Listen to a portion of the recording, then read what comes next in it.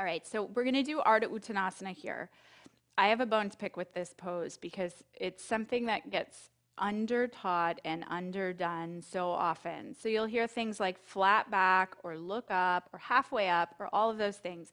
But it really doesn't get you to kind of do the efforts that are necessary. And this is a really perfect setup for Chaturanga, which comes next in the sun salutes after Ardha Uttanasana. So setting this up well sets up your Chaturanga well, which will protect your shoulders and lead to those really, really beautiful jump backs and jump forwards if that's something you choose to do eventually.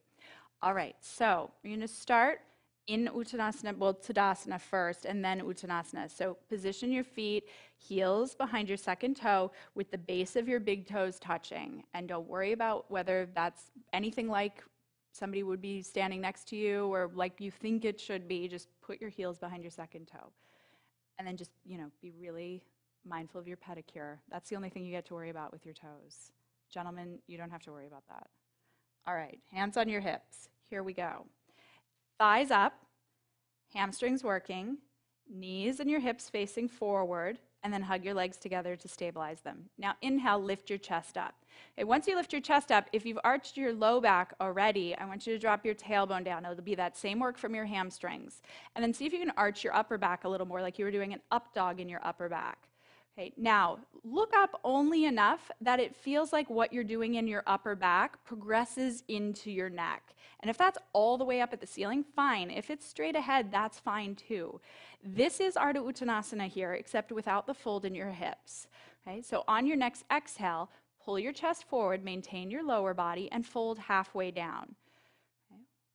Once you're halfway down, generally speaking, you go all the way into Uttanasana. But from here, we're going to keep what we've had. So put your hands wherever they are on your shins to maintain what you've set up, or wherever they end up. Okay, feet even and pressing. Kneecaps up, but then hamstrings drawing a little bit taunter so that your backs of your legs are working as much as your front. And then hug your hips together, arch your upper back. If you've arched your lower back, use your hamstrings a little more. Right now, keeping all this, all you're doing is going to fold at this crease of your hips. Walk your hands down any further that you can to maintain what you've set up.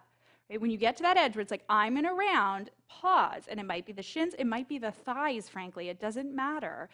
Right? And then once you're there, if your hands hit the floor, fingers go in line with your toes. And if your fingers are in line with your toes and you can keep doing everything and put your hands flat on the mat, shoulder distance apart, do that. Right? And then do that same thing with your neck. Put your neck in line with what's happening in your upper back. And it'll be just a slight gaze forward, not a look all the way up. Right? Ardha Uttanasana. This is your Ardha Uttanasana from now. Exhale, fold all the way down and let go. And then do it on the way out. Now you're in Uttanasana. Inhale, pull your chest forward, come up as high as you need to in order to get the back bend in the upper back and the legs to be just like they were in Tadasana. Now exhale, bring your hands to your hips. And with a flat back, inhale, stand yourself all the way up.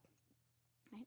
And then once you're here, just remember that. As you move through this pose, day after day, in the sun salutes, in classes, in the videos, move your hands further and further down as your hamstrings become more flexible and as your upper back becomes stronger. But it's a really beautiful place to build the strength through well-aligned chaturanga and well-aligned up dog and cobra. So it's totally worth it, right?